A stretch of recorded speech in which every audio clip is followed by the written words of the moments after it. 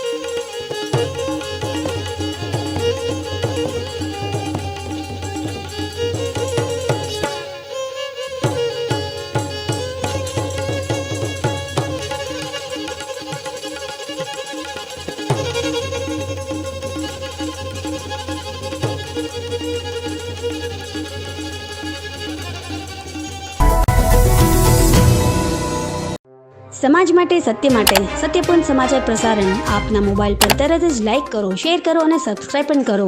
અને હા, ઘંટડી વગાડવાનું ન ભૂલશો। આભાર।